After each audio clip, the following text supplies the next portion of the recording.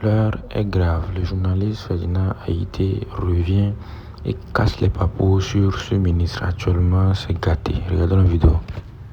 Nous allons maintenant regarder vos entreprises, puisque vous semblez nous dire que vous êtes un entrepreneur, un homme d'affaires assez, voilà, vous avez réussi, vous avez fait un travail, je ne sais pas, d'arrache-pied, vous avez réussi.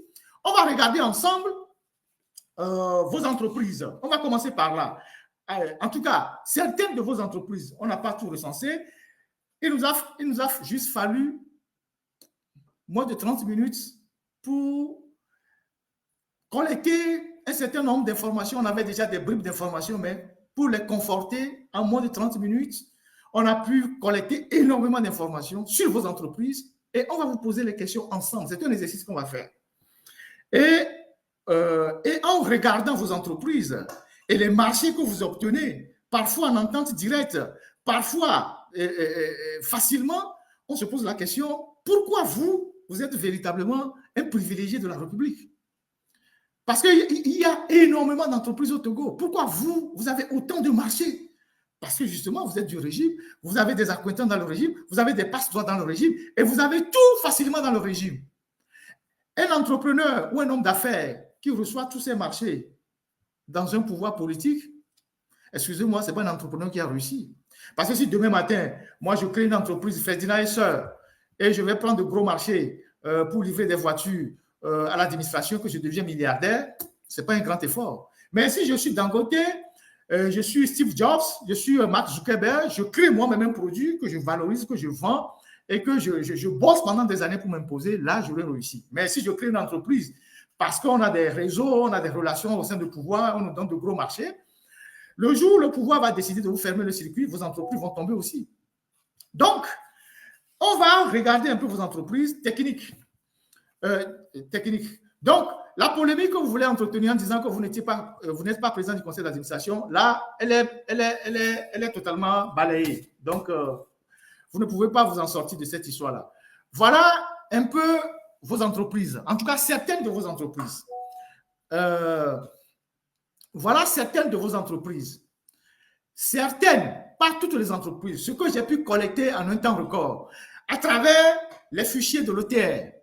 Voilà vos entreprises. Alors, vous avez, là, vous êtes au milieu, vous êtes M. Jonas Daou Aklesor, président par intérim, c'est moi qui le dis, du conseil d'administration de l'OTR. Vous êtes le président de la JET, donc l'Association des grandes entreprises du Togo. Et vous avez l'entreprise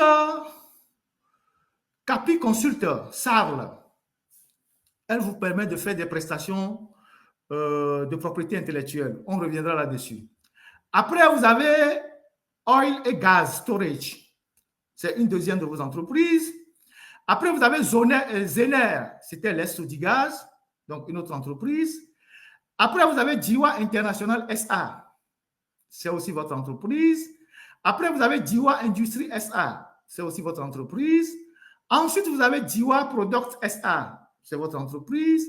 Vous avez après DC Estate Ressort SA. C'est également votre société. Et je rappelle à tous ceux qui nous écoutent que toutes ces sociétés ont été enregistrées en son nom dans l'OTR. C'est dans le fichier de l'OTR qu'on a retrouvé ça, parce que les fichiers sont d'accès. Après, vous avez la holding. Vous avez votre propre holding. Et ça, je reviendrai là-dessus après. Vous avez la holding, je pense que c'est Seigneur Soudigaz, qui est démembrée en petits trucs. Alors, après avoir collecté toutes mes informations, j'ai invité mon consultant habituel, M. Ditry, pour qu'on analyse ça ensemble. Et vous allez nous demander après si nous sommes des gens rigoureux ou si on est des plaisantins. Alors, bonjour, M. Ditry. Bonjour, M. Ferdinand Haïté. Ça fait un moment. J'espère que vous allez bien. Très bien, très bien. Je te remercie. Je vous remercie pour cette invitation. Tu n'as pas besoin de nous voyer. On est des frères. Voilà. Je te remercie pour cette invitation renouvelée et de nous permettre encore de pouvoir revenir sur ce dossier très intéressant qui a divers points de vue et qui soulève aussi plusieurs questions d'éthique.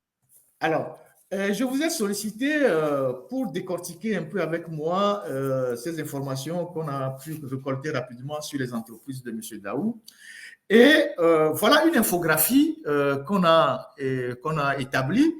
Et je voudrais, qu'en tant que spécialiste de la question des finances, que vous m'interprétez un peu cette infographie que nous voulons de faire pour ceux qui nous écoutent actuellement. Les Togolais, c'est important d'écouter ce qu'on est en train de faire parce qu'il y a la question du gaz qui arrive, Sodigaz. Il y a cette question du gaz qui arrive. On doit en parler parce que c'est le vécu quotidien des Togolais, le gaz. Donc, vous avez la parole, monsieur Ditry. Voilà les entreprises que j'ai pu recenser pour le moment. Il y a une holding, mais bon, je ne me suis pas trop intéressé. Dites-moi, qu'est-ce que vous pensez de tout ça et qu'est-ce que vous retenez de tout ce que je viens de mettre là? D'accord, d'accord. Tout d'abord, je voudrais te féliciter pour vraiment la qualité du travail.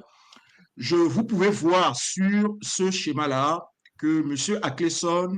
Akleson Jonas est,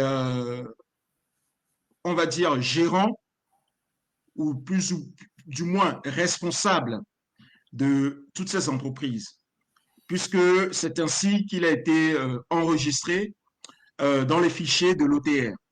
Donc, responsable, pourquoi? Parce que lui-même l'a dit dans sa lettre qu'il était donc le fondateur de la société Diwa International. Donc, on considère que s'il est fondateur de la société, donc il en est actionnaire et il en est donc responsable. Et c'est ainsi qu'il a été donc enregistré dans les fichiers de l'OTR. Cela veut dire notamment qu'il a donc le contrôle et l'administration de ces sociétés-là. Donc, toutes les sociétés que tu viens de citer, monsieur, on peut aujourd'hui valablement affirmer que monsieur Daou Akleso Jonas a le contrôle de toutes ces sociétés-là. Maintenant, on a le cas de 3 sociétés parmi ces sociétés-là. Un instant, monsieur Ditry. Oui. Alors, moi, je suis un homme d'affaires. J'ai une société principale, j'en crée d'autres sociétés, d'autres secondaires, et je nomme des administrateurs, même pas des administrateurs, des directeurs. Des directeurs généraux. Je nomme des directeurs généraux, donc voilà. Je reste le propriétaire de ces sociétés-là. Et sûr. Quand je suis mis en cause, je tente une pirouette en disant oui, c'est des sociétés autonomes et que elles fonctionnent selon leurs propres règles, comme si je n'en suis pas le propriétaire et que je n'en tire pas le bénéfice. Or, ce sont mes sociétés. C'est comme Dangote.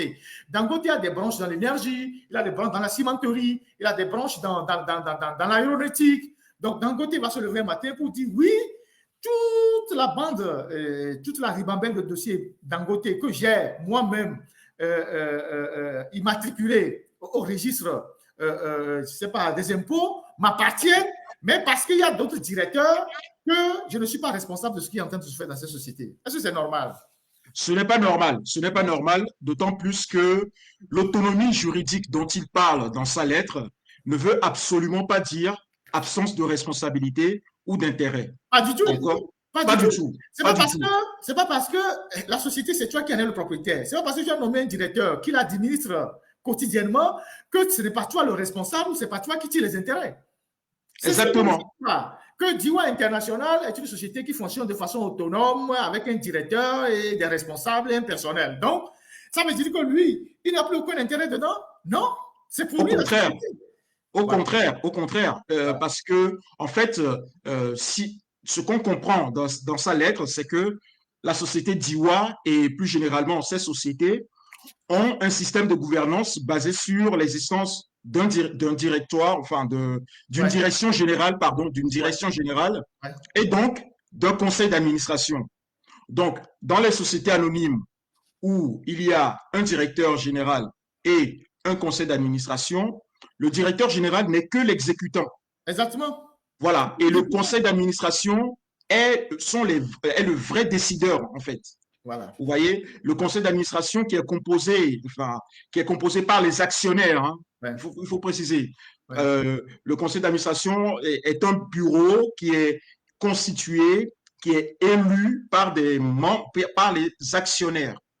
Donc, c'est le conseil d'administration qui prend les grandes orientations de la société, qui décide des grandes orientations de la société, qui prend les grandes décisions, et le directeur, la direction générale, ne fait qu'exécuter. Exactement. Donc, DIWA International. Et le directeur et le personnel ne sont que des salariés et des exécutants. Ne sont que des salariés. Ne sont que des salariés. Nous tous, on connaît ce mode de fonctionnement. Donc, ce n'est pas nouveau pour nous tous. Donc, quand ils tentent par une pirouette de dégager sa responsabilité de DIWA International, parce que j'ai dit que DIWA fournit des voitures MG, je reviendrai là-dessus tout à l'heure, à l'OTR, il dit non, il n'y a pas de conflit d'intérêt. Il n'y a pas de conflit d'intérêt parce que c'est une société qui fonctionne de façon autonome avec son directeur, alors que vous en êtes le propriétaire, M. Jonas Daou. Donc, vous ne pouvez pas jouer sur les détails pour essayer de vous dégager votre responsabilité. Quand on parle de rigueur, il faut que vous soyez rigoureux jusqu'au bout. Vous demandez à des journalistes d'être rigoureux, mais vous cachez dans les détails pour échapper à vos responsabilités. Ce n'est pas du tout bien. Donc, voilà. Alors, on continue, M. Ditry. Voilà, donc si on peut faire une petite parenthèse sur la société DIWA en particulier, puisque toutes ces sociétés sont de la même forme juridique, hein, c'est des sociétés anonymes. Voilà. Donc, DIWA International est une société anonyme qui fait partie donc de la catégorie des sociétés par action. Et les actions sont des titres et des droits que vous obtenez en faisant un apport en numéraire ou en capital, ou en nature, pardon, au capital d'une telle société. Donc, c'est une forme juridique qui permet aux grandes entreprises de se constituer rapidement un capital social important. Donc, la société DIWA, comme toutes ces autres sociétés qui sont des sociétés anonymes, dispose d'actionnaires identifiables. Et les actionnaires nomment, comme on l'a dit tout à l'heure, parmi eux les membres du conseil d'administration et décide des orientations de gouvernance lors des assemblées générales. D'ailleurs, la loi exige que le président de ce conseil d'administration soit une personne physique. Donc là, on peut avancer l'hypothèse que M. Dawa est le président du conseil d'administration de toutes ces sociétés-là, notamment